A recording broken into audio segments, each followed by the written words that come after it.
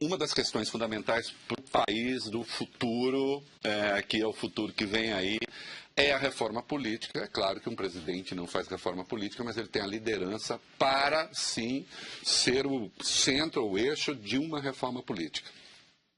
O senhor acha ela necessária? Quais são os fundamentos da sua reforma política? Evidentemente, precisa detalhar toda, mas quais seriam as balizas? Ela é muito necessária, porque a sociedade brasileira hoje não se sente representada devidamente.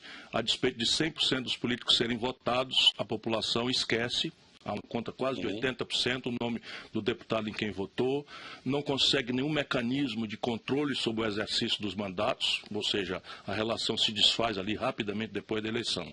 Portanto, há uma grande questão que é a roubalheira para pretexto moral relevante financiar campanhas. Então é preciso achar uma reforma política, que seja humilde diante dos fatos. E o primeiro fato é a representação política que temos gera a estrutura. Quer dizer, a legislação que temos gera a estrutura política que temos. E ela jamais vai reformar essa institucionalidade correndo risco. Então, a primeira providência é fazer uma reforma ideal, tirando esse medo, ou seja, colocar para vigorar em 2, 3 eleições no futuro. Entendi. Isso diminui a resistência. Aquela outra grande questão que o povo quer. Ou seja, não cria um choque no establishment.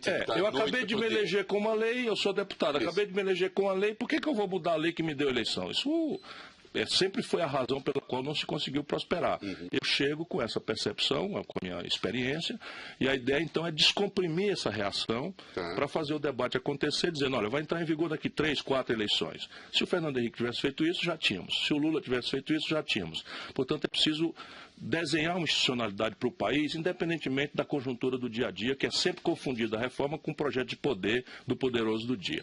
Segundo, temos que achar uma fórmula de resolver essa relação intrincada na democracia do mundo inteiro entre dinheiro e política. O ideal, no país como o nosso, isso é muito sofrido dizer, é o financiamento público de campanhas. E nós vamos experimentar nessa eleição, e eu digo a você, está sendo muito interessante. Não sei quanta fraude haverá, quanto caixa 2 haverá, porque... Não tem caixa 2 nessa pré-campanha? De onde está saindo dinheiro das pré-campanhas? Com certeza tem. Não é? O senhor é um pré-candidato, não estou perguntando o seu. Não, eu, como você sabe, sou muito duro nas coisas, não posso errar. Então eu fiz uma formulação clara com o fundo eleitoral do PDT. Entendi. E é uma campanha sóbria. Eu viajo em avião de carreira, etc, mas está sendo interessante, porque outro dia encontrei o Alckmin também embarcando no avião de carreira, a campanha mais rica. Da Monhangaba, da limpeza. Nós somos amigos, inclusive, né, de longa data. Temos tudo contra um ou outro, pensamos tudo diferente, mas somos cordiais amigos. Enfim, e a outra grande questão é introduzir na democracia brasileira, junto com o plebiscito e referendo, o que os americanos e a literatura internacional chamam de recall. Sim. Que é, mal comparando, não tem a palavra em português, é o seguinte, é dar a um conjunto de eleitores a faculdade de desconstituir um mandato se ele simplesmente violentar os compromissos programáticos que celebrou. Candidato, duas coisas assim, eu lembro que e eu não estou dizendo que o senhor é chavista, né? Mas o Hugo Chávez entrou com essa de recall, quer dizer, por si o recall não quer dizer que seja uma boa ideia. Não, né? Depende como se desenha. E a democracia, eu temo um pouco ser uma de plebiscito. O plebiscito não fica muito sujeito às vagas de opinião de um determinado momento? Fica, mas é um exercício democrático que nós precisamos experimentar. Sei. É evidente, vamos tomar aqui um caso típico. Toda a lucidez, né, recomenda que a pena de morte não parece ser uma boa prática. Sim. Como fator dissuasório da criminalidade. Isso. Mas a sociedade está muito zangada com a impunidade, etc, etc. Então, se nós mandarmos a plebiscito, aparentemente votaria muito fortemente a favor. Portanto, não é uma panaceia. Mas há um outro tipo de agenda. Por exemplo, toda a deformação previdenciária brasileira vem de um conjunto de privilégios de minorias muito ativas, muito organizadas, muito poderosas.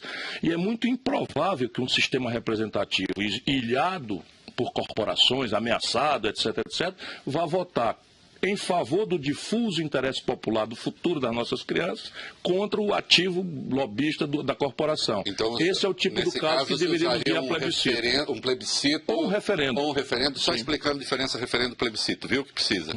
Plebiscito, primeiro você... Plebiscito você vai, vota, acabou, vê, sim ou não, consulta a população. A população disse isso ou aquilo, você aplica.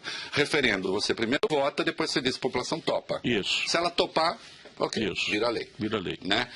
Então, o senhor diz, faríamos um referendo, um plebiscito de uma reforma porque ela teria mais legitimidade, é isso? Sim, basicamente a única fórmula de você excitar a maioria contra uma minoria, que é a maioria é desorganizada, não tem um sindicato do interesse público, não tem, vamos fazer a reunião para defender o fim dos privilégios, isso não tem.